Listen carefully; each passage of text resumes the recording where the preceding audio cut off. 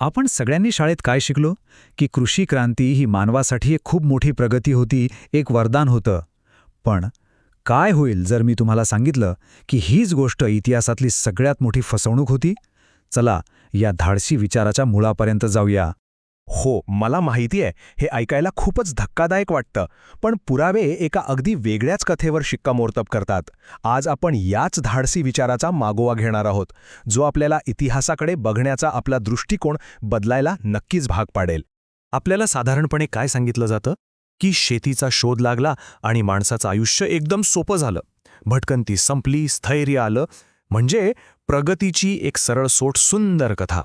असं वाटतं की मानवाने निसर्गावर विजय मिळवला आणि सुखाचे दिवस आले. पण खरंच असं झालं होतं का? जर आपण पुरातत्वीय पुराव्यांकडे म्हणजे जुन्या सांगाड्यांकडे आणि अवशेषांकडे पाहिलं तर एक पूर्णपणे वेगळंच चित्र आपल्यासमोर येतं. ही कथा प्रगतीची नाही तर एका मोठ्या सापळ्याची आहे. ही तुलना बघा, म्हणजे सगळा फरक लक्षात येईल. एका बाजूला शिकारी संकलकांचं आयुष्य, रोज नवीन आव्हानं, विविध कामं आणि सगळ्यात महत्त्वाचं म्हणजे त्यांचा आहार. तो खूपच पौष्टिक होता. फळं, कंदमुळं, वेगवेगळ्या प्रकारचं मांस, सगळं काही. आणि दुसऱ्या बाजूला शेतकऱ्याचं आयुष्य, रोज तेच ते कष्टदायक काम आणि आहार फक्त गहू किंवा तांदळासारख्या एकच तृणधान्यावर अवलंबून. हो, यातून कॅलरीज मिळाल्या, पण शरीराला लागणारी जीवनसत्व आणि खनिजे मात्र मिळाली नाहीत. आणि याचा थेट परिणाम म्हणजे शेतकऱ्यांचं आरोग्य त्यांच्या पूर्वजांपेक्षा खूपच खराब होतं. आपलं शरीर खरं तर शेतीच्या कामांसाठी बनलेलंच नव्हतं. तासनतास वाकून काम करणं, अवजड ओझी उचलणं, या सगळ्यामुळे पाठीचे, गुडघ्यांचे आजार सुरू झाले. जुन्या सांगाड्यांच्या अभ्यासातून हे स्पष्ट दिसतं की शेती सुरू झाल्यावर स्लिप डिस्क, संधिवात यांसारखे आजार मोठ्या प्रमाणात वाढले. आणि मग काय झालं? माणूस एका जागी स्थायिक झाला आणि ही माझी जमीन, ही माझी मालमत्ता, ही संकल्पना आली. साहजिकच यामुळे संघर्ष वाढले. आधी शिकारी संकलकांचे गट धोक्याच्या वेळी सहज जागा बदलू शकत होते, पण शेतकऱ्यांसाठी जमीन सोडणं म्हणजे उपासमारीला आमंत्रण देणं होतं. त्यामुळे ते आपल्या जमिनीसाठी शेवटच्या श्वासापर्यंत लढू लागले. मग प्रश्न उरतो की या एवढ्या मोठ्या बदलासाठी, किंवा आपण ज्याला फसवणूक म्हणतोय, त्यासाठी जबाबदार तरी कोण होतं? कोणी राजे, धर्मगुरू की व्यापारी? नाही, उत्तर तुम्हाला आश्चर्यचकित करेल. याचे खरे सूत्रधार होते काही मोजक्या वनस्पती.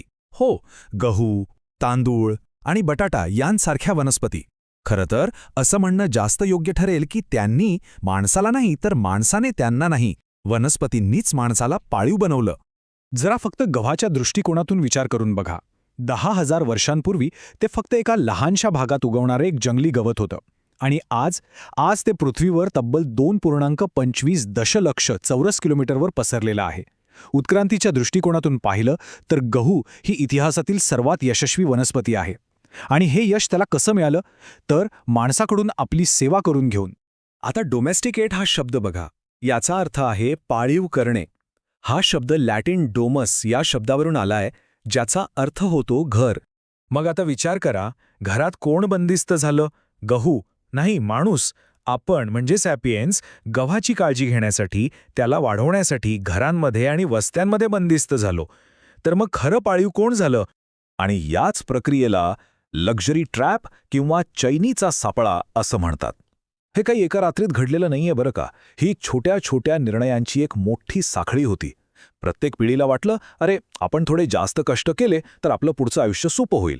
पण प्रत्येक सोयीसाठी घेतलेला छोटा निर्णय नकळतपणे एक नवीन गरज आणि जबाबदारी बनत गेला.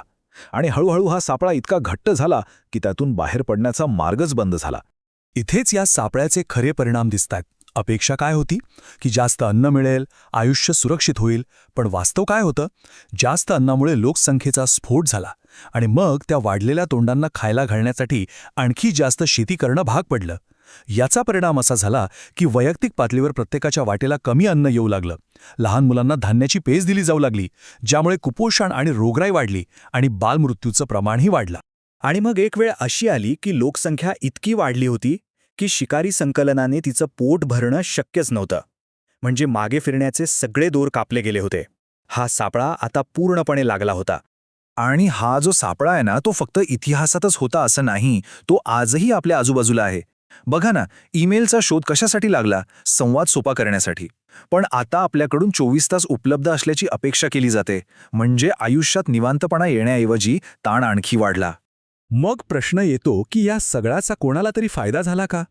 तर हो, एका व्यक्तीचं आयुष्य नक्कीच जास्त खडतर झालं, पण होमो सॅपियन्स या संपूर्ण प्रजातीसाठी मात्र ही क्रांती खूप फायदेशीर ठरली. आणि इथेच आपल्याला या फसवणुकीचं मूळ सापडतं. आपल्याला वैयक्तिक कल्याण म्हणजे आपलं आरोग्य आणि आनंद आणि उत्क्रांतीचं यश म्हणजे डीएनएच्या प्रतींची संख्या यातला फरक समजून घ्यावा लागेल. उत्क्रांती ही एक आंधळी प्रक्रिया आहे. तिला तुमच्या माझ्या सुखदुःखाशी काहीही देणं घेणं नाही. तिचं एकमेव चलन आहे डीएनएच्या प्रतींची संख्या वाढवणं. या दृष्टिकोनातून पाहिलं तर उत्क्रांतीचा हिशोब खूप सरळ आहे. 100 DNA प्रतींपेक्षा 1000 प्रती नेहमीच चांगल्या. मग त्या 1000 प्रती कितीही वाईट परिस्थितीत जगत असल्या तरी उत्क्रांतीला त्याने काहीही फरक पडत नाही. आणि हेच कृषी क्रांतीचं खरं सार आहे. जास्त लोकांना भलेही जास्त वाईट परिस्थितीत का असेना पण जिवंत ठेवण्याची क्षमता. एका व्यक्तीसाठी ही एक शोकांतिका होती, पण संपूर्ण प्रजातीच्या डीएनएसाठी हा एक मोठा विजय होता. तर कृषी क्रांतीचा हा इतिहास आपल्याला एक खूप महत्त्वाचा धडा शिकवतो. आज आपल्या आयुष्यात असे अनेक चैनीचे सापळे आहेत. त्यामुळं पुढच्या वेळी जेव्हा आपण आपलं आयुष्य सोपं करण्यासाठी एखादं नवीन उपकरण किंवा एखादी नवीन सवय लावू, तेव्हा क्षणभर थांबा आणि विचार करा, या सोयीची आपण काय किंमत मोजणार आहोत आणि आपण नकळतपणे कोणत्या नव्या सापळ्यात तर अडकत नाहीये ना.